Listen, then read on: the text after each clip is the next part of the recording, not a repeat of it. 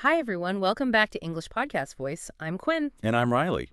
I have to confess something. I think it applies to almost everyone who's trying to tackle a big life goal. And I mean, learning English, moving towards fluency, that's definitely a big goal. Mm.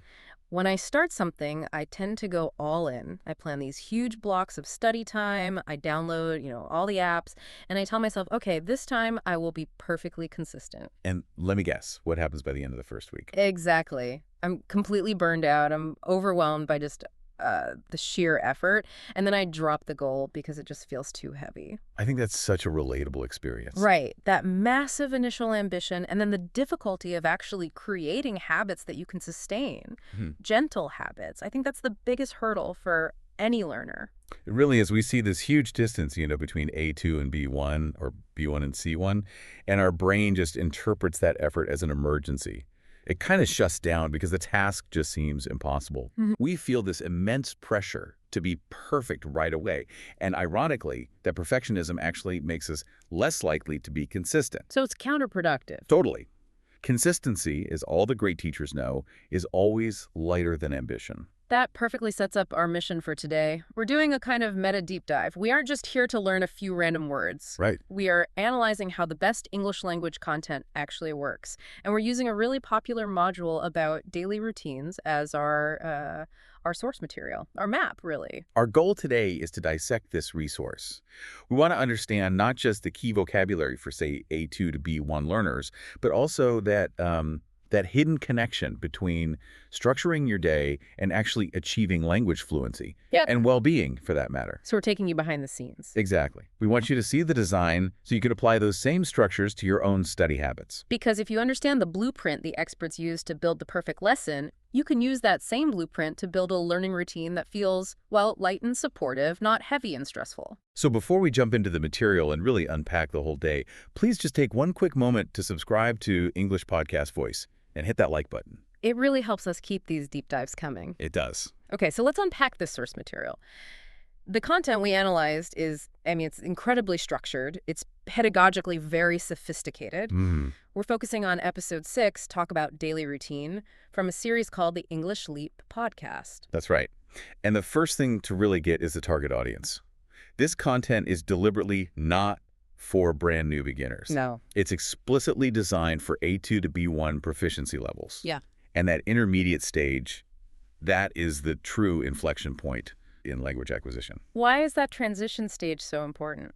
Well, at the A2 level, learners are, they're comfortable with simple present tense, basic vocab like I wake up, I eat breakfast. Yeah, basic. The absolute basics. But B1 fluency, that requires moving past those textbook phrases. It's about getting into practical, conversational, even idiomatic English. Language that reflects real life. Exactly. Real challenges, like discussing feeling tired or organizing complex work tasks. This module pushes learners right into that practical zone. And the publisher, Speak English with Class, is so smart about how they distribute this. They push it mainly through YouTube.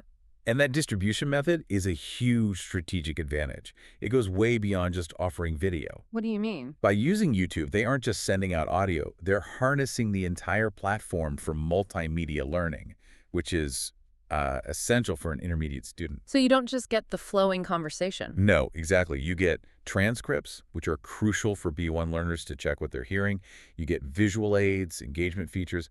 This multisensory support helps the learner go from just hearing a word to contextualizing it. And spelling it and understanding how it works in a sentence. Right. It supports listening practice and textual analysis at the same time. So here is where it gets really fascinating for me. The host structure.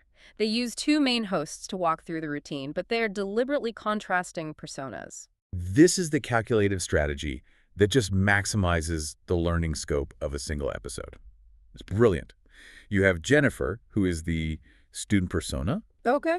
and her routine is structured around academic life classes, assignments, that sort of thing. And then the other one. And then you have Daniel, the professional persona. His routine is all about corporate efficiency and the demands of his job. So Jennifer is waking up around 7. Her language is going to be about, deadlines, study groups, campus activities. Precisely. And Daniel, on the other hand, he's up earlier, 6:30, because his corporate job needs that early start. So his language focuses on, projects, key tasks, meeting agendas. So wait, just by doing that, they've instantly created relevant vocabulary for two huge demographics. That's the brilliance of it. They double the utility of the content. For instance, Jennifer might say, I have to finish my assignment by noon. That's simpler academic language. Right. But Daniel, he's dealing with corporate efficiency. He's much more likely to say something like, I need to knock out those key projects. Which is more idiomatic, more action-oriented. Exactly. So the learner is, kind of passively, acquiring two distinct sets of vocabulary for their future, no matter which path they take. You're getting language for the classroom and the boardroom all in one module. You are. And that structural contrast, it's pedagogically brilliant because it guarantees relevance, which is the key driver for motivation for any intermediate learner. But there's a third person. Beyond the two hosts, there's this crucial role, Crystal. The source calls her the interventional decoder. Crystal's role is the absolute definition of pedagogical efficacy for this level. She's essentially the listener's personal glossary expert. So she doesn't just chat with them. No, not at all. Her function is purely analytical and supportive. She pauses the natural flowing dialogue after each segment, morning, afternoon, and evening, and she provides structured instruction. So the learner is never lost. Daniel or Jennifer might use a new phrase like energy slump, and before you can even wonder what it means, Crystal steps in to validate it and define it. Oh, I see. It's this conversation first, analysis second model. It's so effective. The learner first hears the language used authentically, which minimizes cognitive load. You're not forced to stop and look up a word. And then the language is immediately validated and defined. Exactly, with examples. And this immediate contextual breakdown, right after you're exposed to it, it just maximizes retention. Yeah. If they waited until the end, you'd lose the context. Yeah, you'd have forgotten why the word was even used. Right. But this way, it ties the vocabulary to the kind of emotional context of the conversation. Think about it. You hear Daniel describing that awful feeling after a heavy lunch, and he calls it a sluggish feeling. I know that feeling. We all do. That feeling is memorable. Crystal defines the word. Now the word and the memory of the feeling are linked. It makes the new vocabulary sticky. The structure itself is a learning tool. That makes perfect sense. The structure is the lesson even before the words start. Okay, let's dive into the day itself, starting with the morning. Right, the morning rituals. This segment immediately sets the tone. It highlights their different schedules, but it also establishes these shared foundational habits for a productive day. And the language is all about intentionality, isn't it? Completely. It's about laying a foundation. We see Jennifer, the student, describing her morning as pretty structured. She wakes up around 7 a.m. and doesn't just, jump out of bed. No, she intentionally takes 5 minutes to stretch and breathe before she even gets up. That's key language right there for intentional, low-impact habits. It is. It gives learners the vocabulary to discuss self-care routines that promote alertness and help you, ease into the day. Ease into the day. That's a great phrase. It's much more advanced than just, I wake up. Much more. Then you have Daniel, the professional. He's up earlier, 6:30, prioritizing that immediate efficiency. But even with their different schedules, they share the goal of setting a positive tone right away. And Daniel says his first non-negotiable step is hydrating. Yes, drinking a large glass of water. And the emphasis on hydration is fascinating. It's framed as this core wellness term. It's the act that sets the tone for the day ahead. He uses phrases like kickstarting my metabolism and sharpening mental clarity. Which is essential vocabulary for anyone talking about modern wellness or time management. It moves the conversation beyond just medical terms. It's like framing water as a tool for efficiency, not just survival. That's a great way to put it. And the other essential bit of organizational vocabulary they cover is the to-do list. Right. Both of them review their agendas first thing. Daniel checks his priority emails, looks over his list to know what's on the agenda. And Jennifer checks her class schedule and her deadlines. So what are some of the specific phrases we can pull from that? I mean, phrases that go beyond just saying, I make a list. Well, they talk about prioritizing tasks. That means deciding which ones are most important. They mention taking a quick glance at the list, which means looking it over quickly. And Daniel uses the term checking the agenda, which is a more formal, professional way of saying reviewing your schedule. That's powerful. It gives the learner 3 different linguistic registers, casual, standard, and professional for the same idea. Exactly. And using agenda is definitely a step up from just list for a B1 learner. Okay, let's move on to fuel for the day, breakfast. They both emphasize a light breakfast.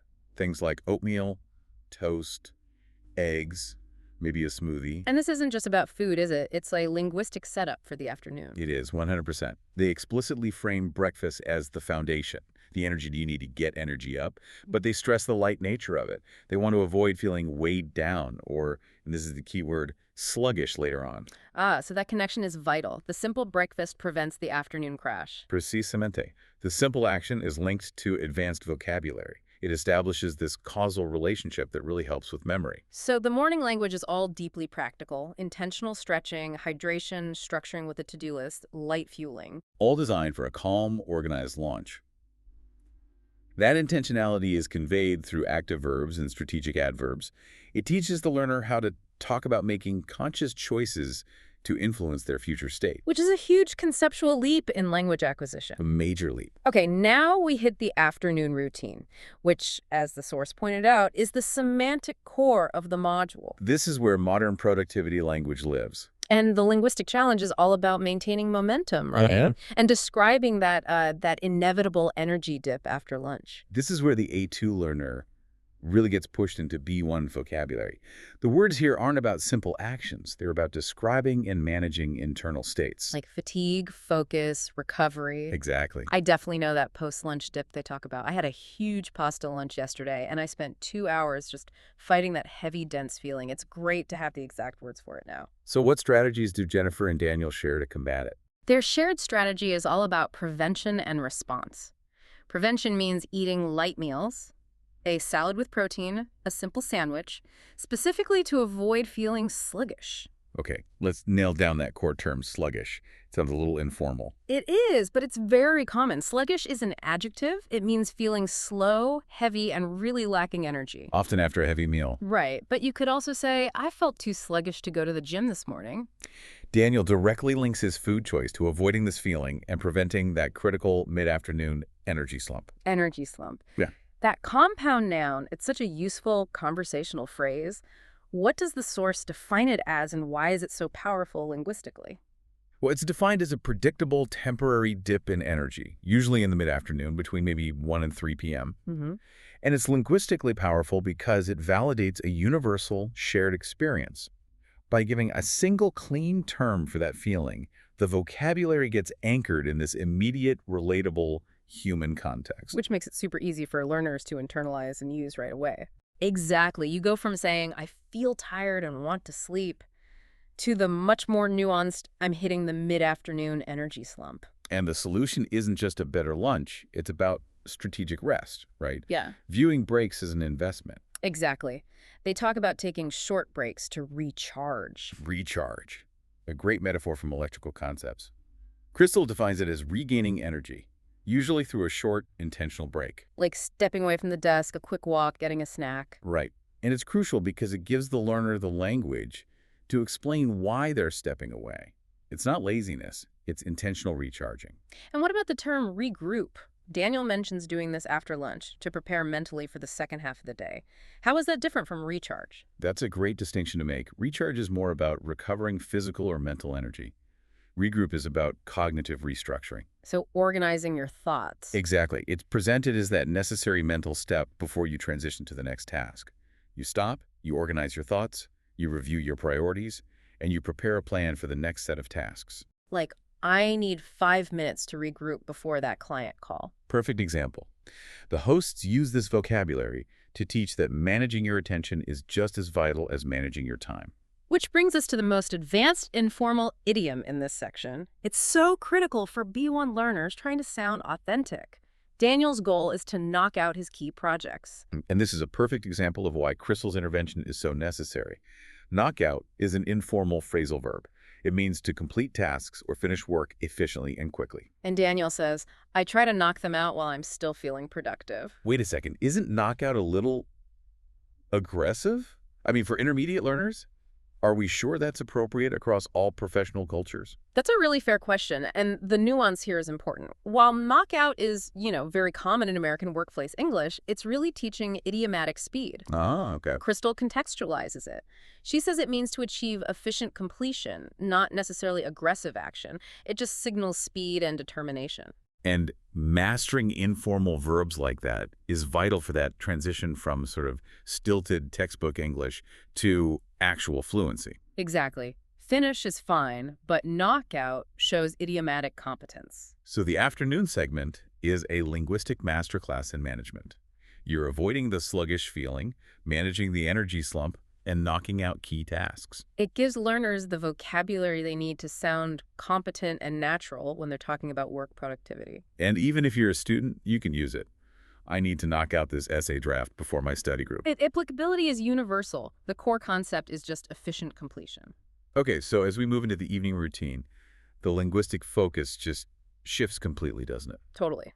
We move from that intense, active vocabulary of productivity to the softer, more intentional vocabulary of achieving balance. Of restoration. Right. If the afternoon is driving the engine, then the evening is all about intentionally shutting that engine down. And this segment is all about signaling to your brain, through both language and habit, that the workday is officially over. That's a huge challenge now, with constant digital connection. So what are their linguistic strategies for unwinding?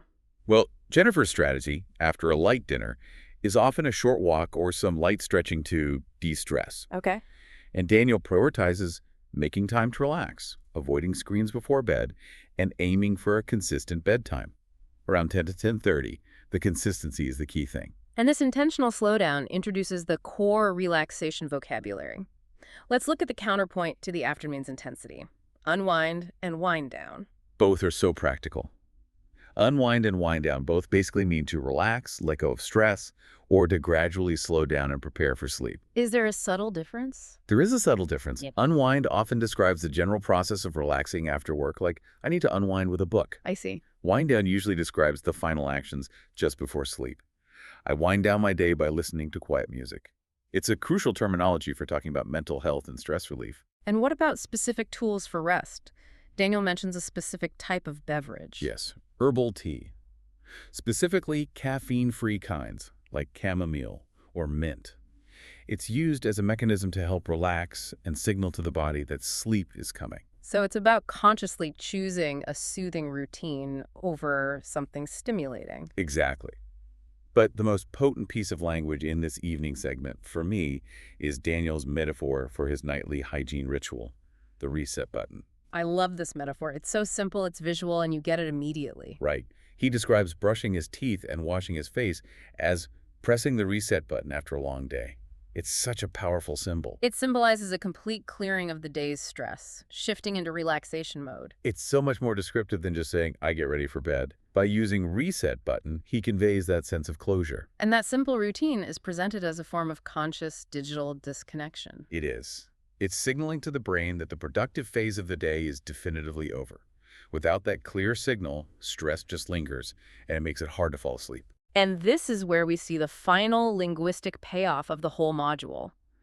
The whole discussion reinforces this idea that a routine is about creating balance. It's not just about what you do during your productive hours. It's about how you stop doing things and manage that transition into rest. Which leads to the meta lesson of the whole episode. The hosts stress that a strong routine is a personal tool.